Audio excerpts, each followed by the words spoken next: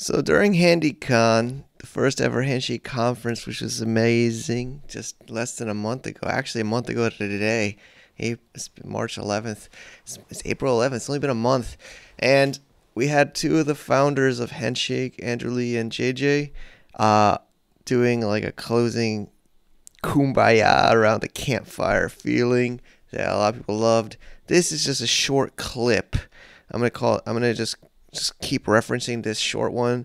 It's about 5 minutes of JJ talking about why does Handshake need to exist, and we're gonna call this skyinclude.com/soft fork, and I'm gonna look at that reference regularly and send this to people when they ask why does HNS need to exist.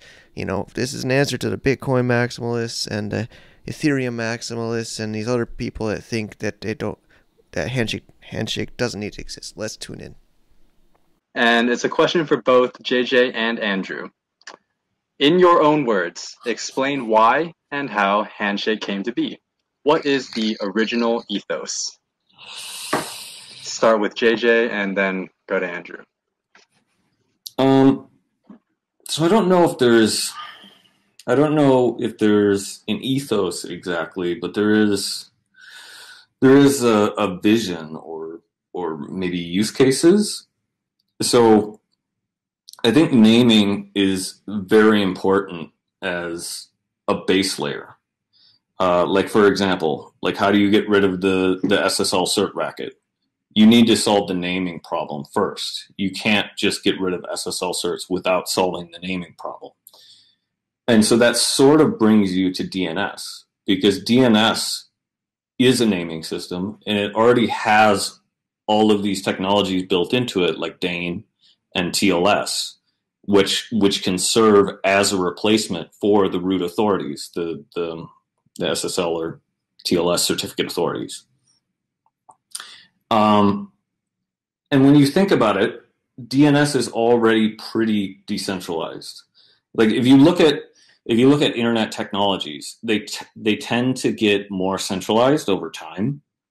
Like for example, Twitter used to be RSS and blogs, and now it's Twitter. Now it's a completely centralized system. They took RSS and blogs and added a CEO and added a company and centralized it on one platform. Reddit was the same thing. It used to be news groups and Usenet and named in a decentralized manner. So naming was originally decentralized, but over time we ended up with the ICANN root zone. And that's sort of the only centralized part of DNS. So if you can decentralize that part, you end up with a completely decentralized system. And initially, in sort of early conversations about Handshake, we sort of had maybe like more of an ENS or Namecoin like model, where you sort of reserved one pseudo TLD, which would serve all the child zones.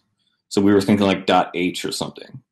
And I remember in the early days, I tried playing around with this. I tried implementing it, and it was terrible. It didn't work. It didn't work at all. Like it screwed up SSL certs. It screwed up load balancers and reverse proxies. And I think almost as like a hack, I tried removing the .h. Like, well, what if we just were the root zone? And everything worked like a dream after that. And so I was staring at it, and I started thinking, like, well, why doesn't this protocol just become the root zone? It would work transparently. If the internet infrastructure actually upgraded to this, the average person almost wouldn't notice the difference. I mean, other than the fact that maybe there's more TLDs in the root zone. Of course, they would notice that.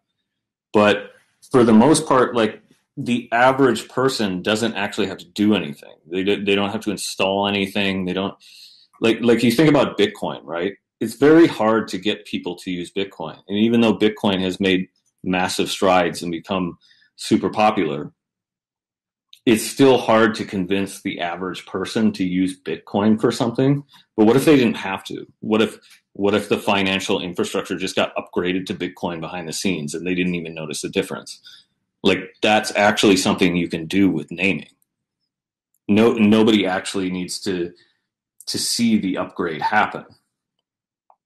So this is essentially, I would say, if there's an ethos, I would say it's essentially that Handshake is sort of a soft fork for the internet. It's a way to upgrade internet infrastructure, and most people don't have to concern themselves with it at all. And it's just it's a good base layer for other things, right? Like other protocols, other projects. It provides you a small amount of uncensorable data on the blockchain. It's good for identity, just proofs of identity and owning your own identity, and it can't be taken away from you. Yeah, I suppose that would be my answer, unless I can think of anything else. I think that's my answer.